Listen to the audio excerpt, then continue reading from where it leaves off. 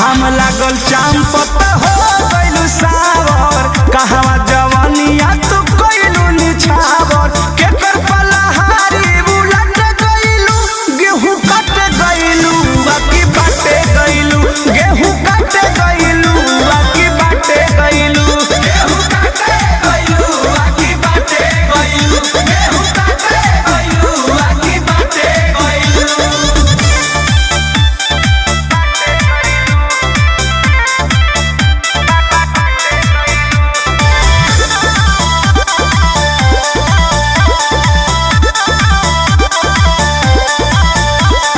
कृष्णा बेदर्दिया परम से मिल के